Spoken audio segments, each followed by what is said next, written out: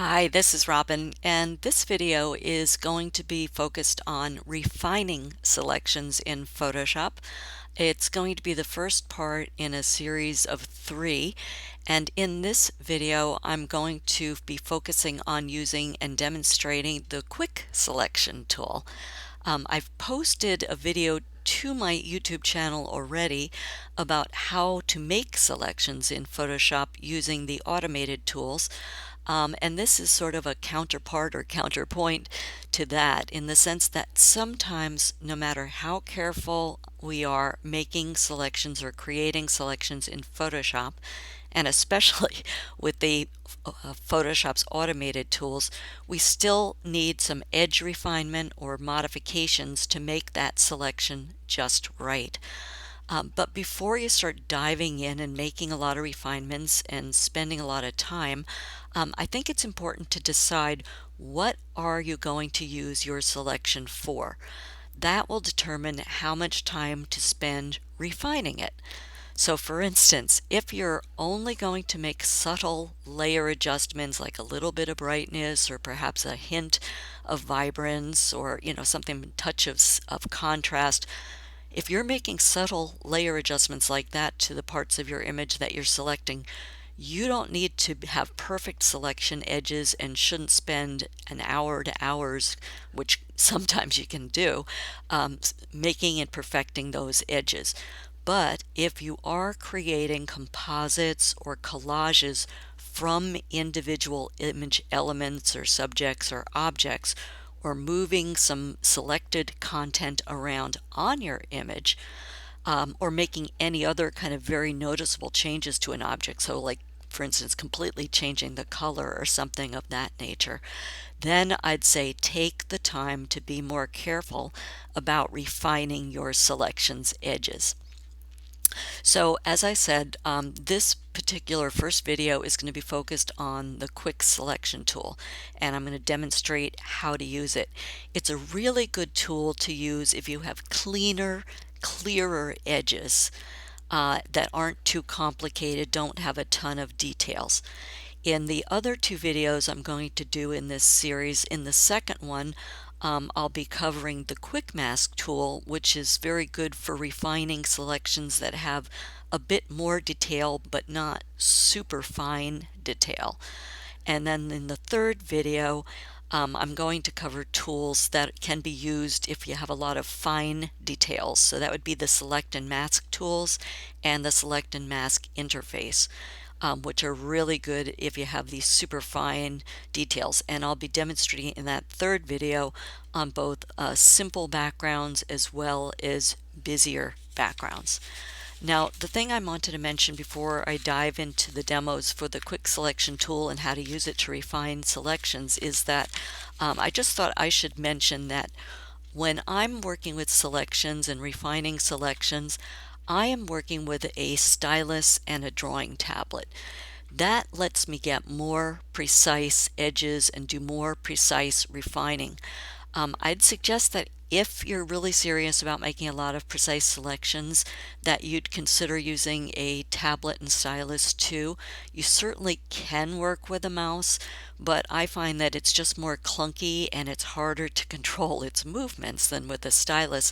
So even if there's a little bit of a learning curve to get familiar with a stylus, I think it's worth the investment of time if you're going to be working with selected parts of your images. The other benefit of it, besides the control it offers, just generally about moving it, is that the styluses let you get pen pressure. So the harder you press, the more you can move or affect things in your image.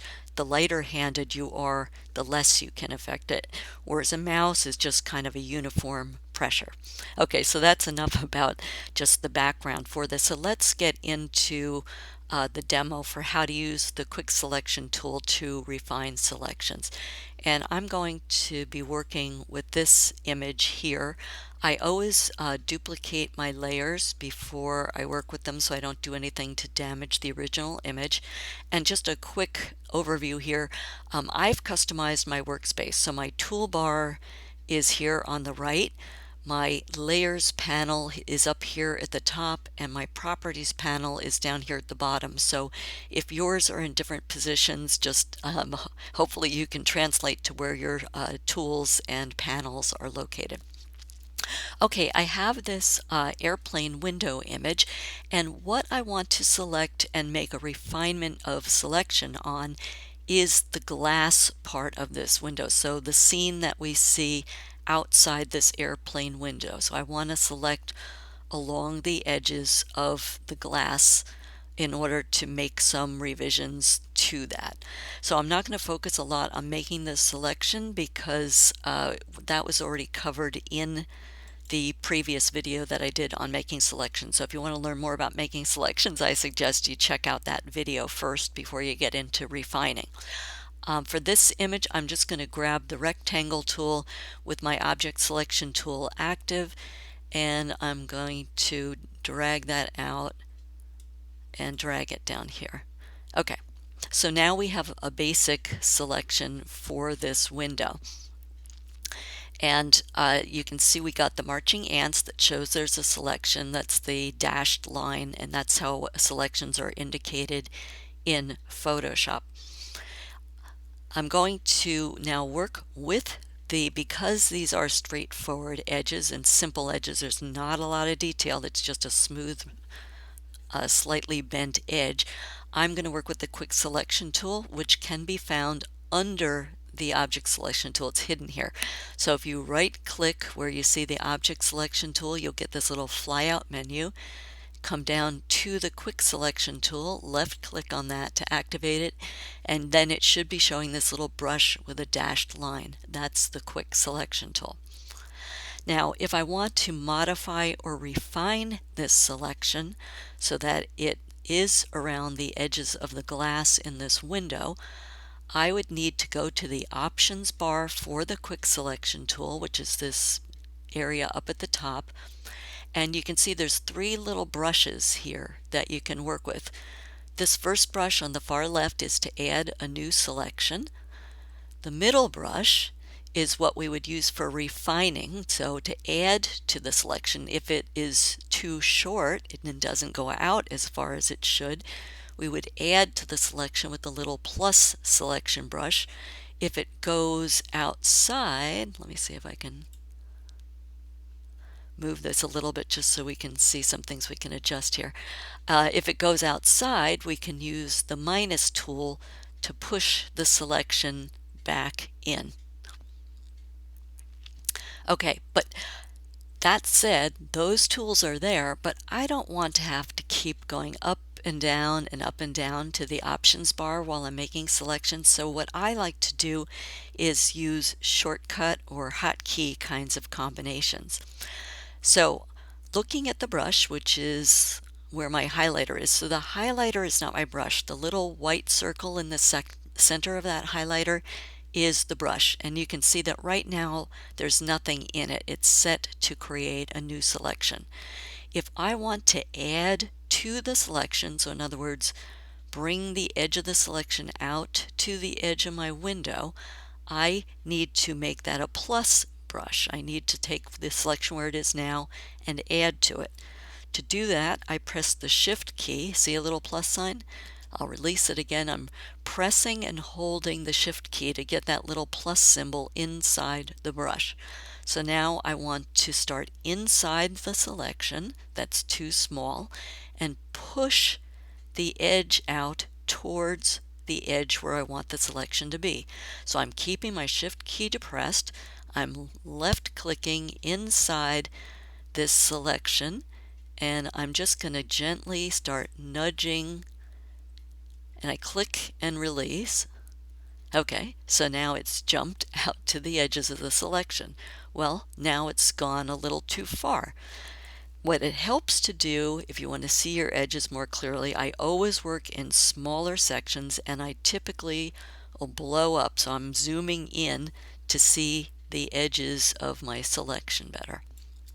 Okay, so now we're outside. We've gone too far outside with our selection, so we want to reduce the selection and shrink or subtract from the selection. So I'm going to press my Alt and hold my Alt key because I'm on a PC. If you're on a Mac, you press and hold the Option key. And now, because it's too far out, we start outside the selection and want to be pressing the edges in. So with that minus key active, Alt or Option is depressed. I'm going to click outside, and I'm going to start just gently nudging towards, there we go, see it's hopping in. And I'm going to click and drag gently and slowly from outside the selection to try to press that selection in against the edge of the window where I want it to be.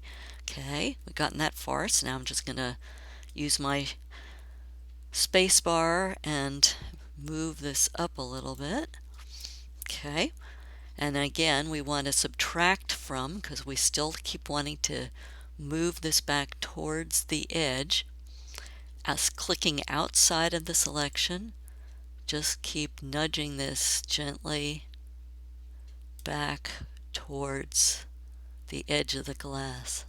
Okay, let's see how we're doing here. I'm doing pretty good. And I'm not going to take forever to perfect this, just because what I'm doing with it is not going to need it, but also for purposes of a video, I don't want you to have to watch grass grow here. So I'm just showing you how to use it, and you can take as long as you need to refine your selection. Okay, now here I went a little bit too far, so I'm going to use Shift key to get the plus. Click inside the selection because I need to add to it to bring it back out to the edge. There we go. Here it didn't go quite far enough, so outside, minus, and press into the edge of the glass. There we go. All right, then I'm going to move this up a little higher again. Okay, this came too far relative to the glass, so what are we going to do? We're going to press Alt or Option, get the minus inside the brush, and don't do your brushes too big, by the way. If you keep it smaller, like with the left bracket to make it smaller, or the right bracket to make it smaller, see it's getting a little smaller. All right, I'm Alt Option pressing and just going to nudge this edge in. What you'll find is that Photoshop tends to learn as you go. So every time I'm coming back out here, I'm releasing and starting a new selection so that I'm not trying to do the whole line at once, because if you do that, it just gets to be too much, and Photoshop sometimes gets confused. So just clicking and pressing towards my edge to subtract from what the auto selection tool created using the quick selection tool. Okay, keep nudging, and you can just sort of slide it along when it gets trickier. All right, now I'm going to move this over so I can see this edge a little better. Alt Option click outside your selection because it's too wide for where you want it to be, so you need to subtract from where, that one went crazy. So now what do we need to do? We need to come to the edge, so we need to add to the selection. So I'm going to press Shift and hold Shift, and then just from inside the selection start nudging it towards the edge. Okay, I think for purposes of the demo that's good enough. I don't want to do too much here. So this is a little wonky here, but I'm not going to worry about it for purposes of the demo. As I said, you can refine it till you get it just as good as you need it for your specific application. Now, what I usually do as soon as I get a selection like this is save it so that I don't lose it after I've spent the time making it. There's two different ways that you can do that. You can go up to the Select menu up here at the top, left click and expand, and you can save, click on Save Selection, and what that will do will prompt you to give it a name. So if I wanted to call this airplane window, for instance, then you type that in and save it. But what I personally prefer to do is create a mask on the active layer that I'm working on, because then I immediately get it. So to do that with the selection active, you go to this Add Layer Mask icon at the bottom of the Layers panel. It's the rectangle with the circle on it, and left click on that, and you can see it generates a mask from your selection. So let me just show this. So this is the selection that we created, and the selections that you create in Photoshop are white, so they are showing what you're selecting. The things in white on masks in Photoshop are shown or revealed. The things in black are hidden or concealed. So when you make that selection, this is the white area. So on your image, what this is showing and what this is selected is the scene through the glass. Okay, now let's look at this mask again, because the whole purpose of this is about refining selections. And let me make a duplicate copy of this and just call this Quick Select Refine. Okay, so that's what we got from using the quick selection as a refinement tool. All right,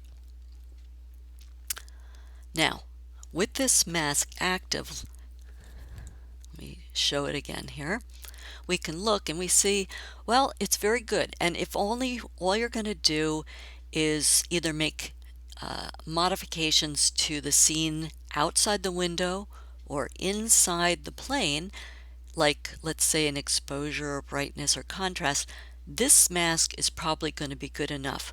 But if you want to really be doing something much more specific with it, then you can refine this even more. So with this mask active, let's say we do want to refine it more. So you've got the mask active, and you know it's active because there's a little white frame around it. We go up to the top of the options bar and click on this button that says Select and Mask. And that will take you into a different interface. This is the Select and Mask interface. And again, the center part is what's selected, and my color overlay is what's masked. So when we're looking on the layer, this is the equivalent of the white part. This is the equivalent of the black part. Now what we can do in here with this is we can smooth these edges a little bit if it was a little too jaggedy for what we want. And we'd come down to these refinement sliders to do that. So if it did look a little jaggedy, you can start moving up the smooth slider a little bit to smooth out the edges. Typically when I'm doing modifications and refinements to selections, I don't use smooth and contrast a lot, but in something like this or something with simple edges, then it gets to be a pretty useful thing to do. Let me just bring this up a little bit so I can see if we're refining. Okay, so I'm going to smooth that out a little bit and get rid of some of the jaggediness that that tool created. Can create a little bit of feather because that'll add a little bit to the edges. It'll soften the edges a little bit and fill in any places that might have been a little jaggedy. Keep that low. Don't go high with the feather, but experiment to taste for your image. But that's what the feather will do. It'll increase the softness, and in doing so it sort of spreads the edge out a little bit. And then since we want this not to be too smooth, then bring up your contrast. So the smooth works nicely with the contrast if you have a distinct edge that you want smoothed out. So I'm going to say for this image that's probably going to be enough contrast. After you make those modifications, you just click OK. Okay, so this was our, let me label so as you're looking at this, you know what you're looking at. So this was our launch, or let's call this Into Select and Mask layer. And this is our smoothing edge layer. Okay, and let's look at this and see if we got a smoother edge to our mask by doing that. Yeah, to me it looks like it's smoother than it was. Yeah, see, look at all these little jaggedy bits. And this looks smoother. Okay, so now we've used the quick selection tool on an image with a relatively straightforward edge and a relatively straightforward selection to move the edges of the selection out or in using the quick selection tool.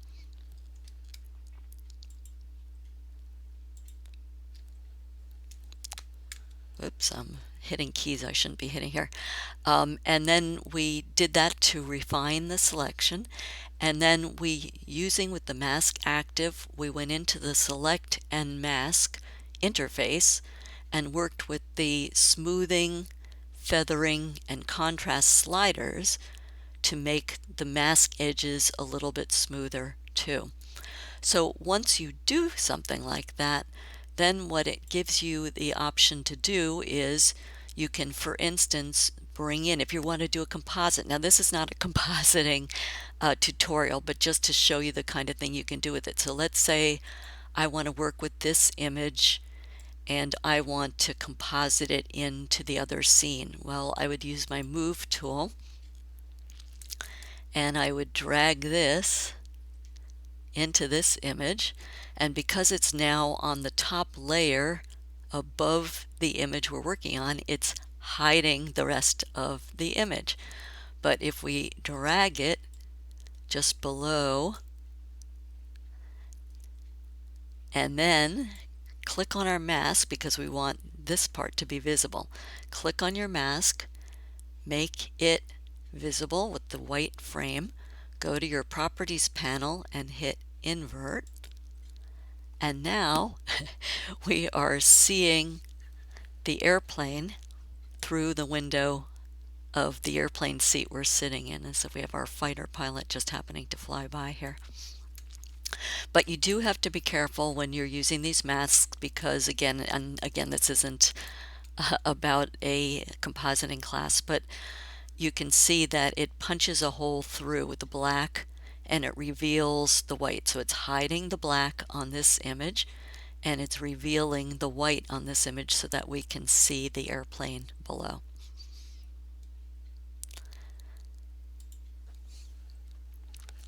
So that's one way you can use something like this, is to make a composite. And you can see if you don't do your edges just right, it does get a little wonky. So that's why I'm saying in your case, whatever you're doing, take a little bit more time and just be sure that your edges are lined up right before you even get to that smoothing stage.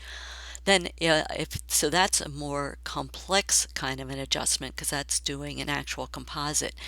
If all you want to do is make a minor layer adjustment, be sure you're on your image. Let's say we come down to the layer adjustments icon in the layers panel. Click on that. Let's say we just want to add a little brightness. Okay, so then we have a brightness adjustment layer. And in our properties panel, you can add a little bit of brightness and watch the inside of the airplane. There we go. So it's letting a little bit more light in from the outside scene. So anyway, so that's just to show you that once you get your selection, you can do different things with it in terms of either doing compositing or making layer adjustments. So one other thing I wanted to show you, and this is going to be like a bonus part, so if you don't want to go into this because this is a little bit more advanced, then you don't need to do this. So I'm going to throw these layers out that I just created. Okay, and we're back to our original image again. And duplicate that. And if the image that you're trying to make the selection on and do the refining edges on, refining selections on, has very hard to see edges. So like up here, it's kind of dark at the top. Let's just assume here, how can I do this? Let me see. I'm going to, just to demonstrate, hopefully this will work, I'm going to make the whole thing darker. There we go. And hopefully what I'm wanting to show you here will work. Okay, so I've made that darker, and it's a little bit harder to see the edges both for making the selection and refining the edge. So I'm going to do the same thing I just did in the first part of this. So this is all extra beyond. This is not the same process that you did before. If you want to try this, you can. If not, you don't have to. I'm going to just use the same tool again and make a selection. Okay, now it might be too hard to see where to use the quick selection tool to make the edge refinements. So what I'm going to do is add another adjustment layer. I'm coming down to the new adjustment layer here. Going to come down to levels. Click on levels. And what I'm going to do is click on the icon for levels right there. And what we want to do is brighten up the area of the selection or darken it down depending on whatever you have around it. So if this was light, darken this. If this is dark, lighten this so you can see the edges better and Photoshop can see the edges better, and it makes it easier for the selection tool to select and see an edge. It makes it easier for you to refine an edge. So we're going to go to, in the Properties panel for levels, we're going to go to our histogram. And in the histogram, as you know, just like in your photography, the black is on the far left, the mid-tones are the little piece, the little center tab, and the whites are represented by the far right. So if we want to brighten this up, we would pull this to the left. Can you see it's brightening it, and it's making more contrast between the area you want to select and the area that surrounds it. So this is just a tool to help Photoshop and you see where the edges are more easily to make a cleaner selection. So look at the difference in that, okay? And this is only going to be temporary. Once you use it as a guide to see the edges, then you're going to turn this off again, okay? So it's just a temporary thing. So again, you'd use your quick selection tool and you'd start doing the same things I was showing you before to start selecting your edges, and it just sort of speeds up the process because there's a cleaner edge for Photoshop to learn and for you to see. Okay, so I'm not going to go through the whole demo again, but that was just an extra little bonus thing to learn about, was that you can use a levels adjustment layer on a temporary basis. So once you get your selection, then you turn that off, and personally what I like to do is then get rid of it because I don't want it to confuse me as I build up other layers in terms of what I'm doing. And then the same thing, you can create a mask after you have that, and then you can either work on this area here, which is what this mask would allow, or if you want to substitute something in here as a composite, then you would go to your Properties panel and invert that mask, and then you can work with it that way. So that was my first tutorial here on refining selections in Photoshop, and specifically today we were focused in this video on using the quick selection tool and making some modifications to the selection that's generated by that inside the select and mask interface, with the bonus part of how to make the edges easier to select using a temporary levels layer. So I hope this had helped. As I said, in my next video I'm going to be focusing on using the quick mask tool to refine selections in Photoshop. Take care, and hope you can get this to work for you in your selections.